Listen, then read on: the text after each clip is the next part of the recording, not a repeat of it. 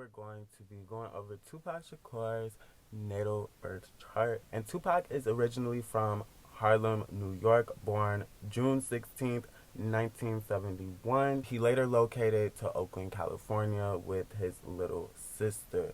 So he is originally from New York. That's something to take note. And with him being born on the 16th, allegedly in the astro community, with the number 16, that corresponds to Neptune. And that could play out, for lack of better words, with someone being a sacrificial lamb. I know that turned dark real quick, but at the end of the day, there's some examples out there that really indicate the science behind the number producing that outcome. For instance, we have Aaliyah, the singer, who was born on the 16th of January. Then we had MLK, who had Pluto at the 16th degree in Cancer, which represents being sacrificed for the transformation of things dealing with Cancer. And Cancer can deal with, culture. It can deal with race. It can deal with your lineage, your background. And he was, very, very close to being born on the 16th. MLK was born on the 15th. So you do the math on that. One day away from the 16th. And I bet if we look at universal time, he probably was born on the 16th. You know what I'm saying?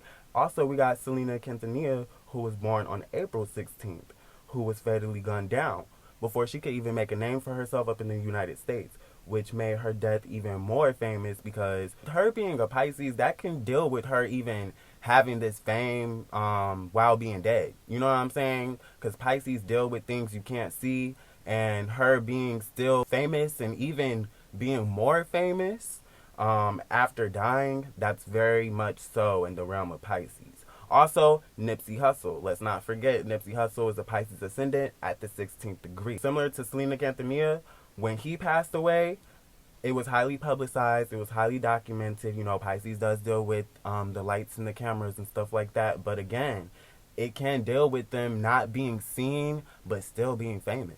And that 16th degree deals with them being sacrificed. Not to make things too dark, but let's jump back to Tupac. So Tupac is a Gemini sun, and his sun squares his moon, Pluto, and also his ascendant. He also has his Mercury conjuncting his Gemini sun. Tupac also got Mars trining his Gemini sun and his Aquarius North Node. So with him being a Gemini, this points to him being a great wordsmith, especially with that strong conjunction to Mercury, which rules both Gemini and Virgo. So shining a light on his intellect and his abilities to be very complex and detail-oriented, especially like in his lyrics and his poems, his agility and literature. Those are the things that he's really known for. Those are the things that he was really cocky about and displayed with the sun being there.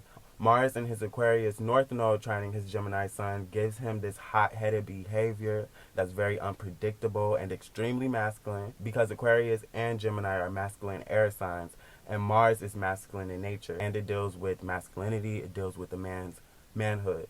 So he definitely was a nonconformist. He spoke about these shocking truths, which is very Aquarius, and that can be Gemini, but Geminis can just throw out little fun facts. With him having that Aquarius North Node, he definitely was about being super controversial and things like that, saying unconventional things and just having an unconventional way of thinking.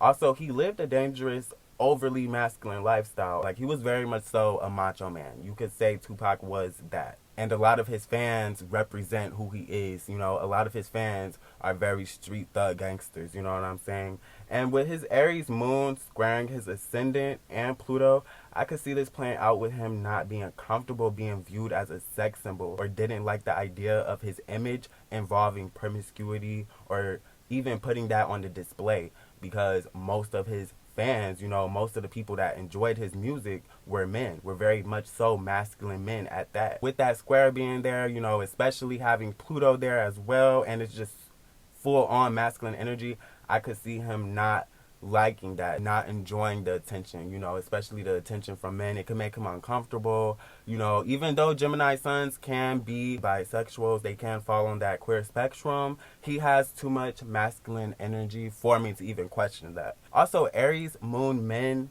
they're just very protective over women. They're very protective over children, their culture, their lineage, things like that. They're very protective. They're very militant. Like, they will grab a weapon to defend, their family, defend a woman, defend a child, defend their culture. He definitely had that Malcolm X type energy within him, and that Aries moon can really point to that. I don't know if Malcolm X had an Aries moon, but he probably did. And Tupac was more vocal about the cultural struggles than Biggie. You know what I'm saying? Tupac was way more vocal about cultural struggles, about society struggles and things like that, things taking place around him, than Biggie was. Because even though Biggie was a Gemini, he was on that cusp. So he had that Taurus energy within him, and he got a Taurus Mercury. So Biggie was very much so about luxury and material items, whereas Tupac is more so about being unconventional. He's not thinking about, trinkets and shit like that. He's thinking about how he could get some attention by saying some mind-changing type things. People definitely looked at Tupac as one of those voices for the people. Like, they looked at him as one of those prophets for the streets at that time when hip-hop was very potent and had like a spiritual ambiance to it.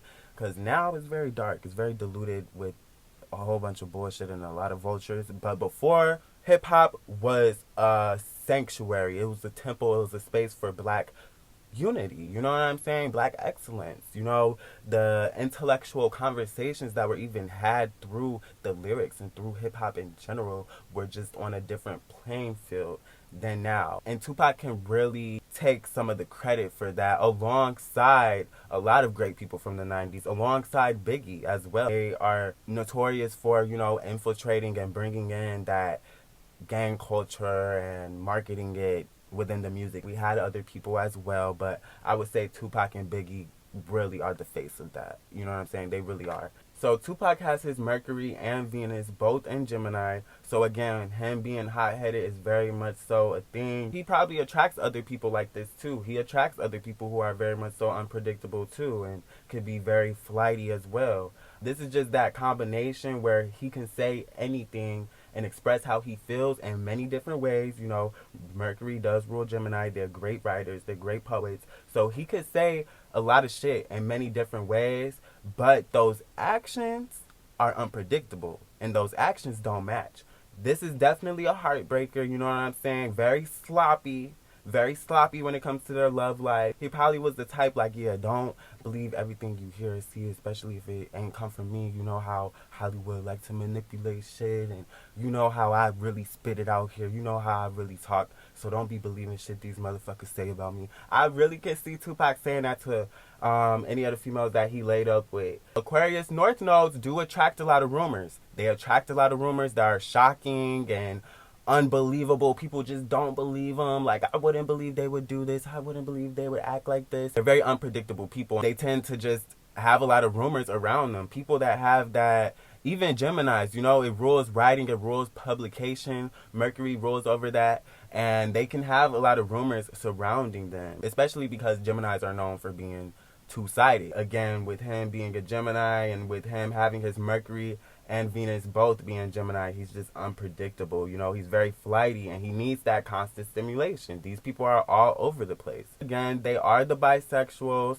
and they're very androgynous, and they're the type of the zodiac to go both ways. And I'm not putting that on Tupac. I don't want to be that person that just, everybody's a part of the queer spectrum. Even though I do believe, like, if labels weren't involved, people would go with the flow of how shit felt natural and comfortable to them. But, his stylistic choices with him wearing a girdle or a corset and things like that, that's very much so Gemini energy, because I don't know if men think that's a vest or men thought that was a vest, but that was a female thing. Even him taking a picture being naked in the tub full of chains. I don't know. It was some picture of Tupac when he was in the tub full of chains or diamonds, some strip club type fucking photo. And that's very much so unpredictable type Gemini energy. But also, that was probably something he just had to do, especially with that ascendant squaring his Aries moon and squaring his Pluto. Yeah, like, I could see him not even wanting to think about putting on a fucking girdle or a corset, but, he probably had to play that game, and it is what it is. Now, Mars in Aquarius, he could have been into group sexual activities, or even into transgender male to female experiments. Now, I'm not saying that he was, but I'm saying someone with this energy very much so can go down that role of things. You know what I'm saying? Mars does deal with your sex drive, and it deals with what you attract And all things Aquarius can just be unpredictable when it comes to you pulling back that curtain. You don't know what you're going to get when you take the pants down. Is there a peen behind the panties? Or is it, Dove soap smelling fresh fruit? I'm just keeping it real. I hate to be that person, but I'm a Sagittarius and I'm just keeping it real. Mars and Aquarius can go down that line. They can cross the line with their friends as well, male or female, because this is Mars in Aquarius. So Mars is masculine energy, Aquarius is masculine energy. So you with your buddies, you got too many Bud Lights, too many Coronas, or whatever happening, and something can take place, And this also can attract problematic people in his life. Very problematic, unpredictable, unstable. One minute you're here, one minute you're there, one minute you're on my team, next minute you're a op to me. So that's how things could have been, He could have just always been ready for war when it came to his friends. Just always had his third eye open, not really trusting people fully. Or he could have been very passionate about his friends, very passionate about different people and incorporating everyone, a very inclusive person.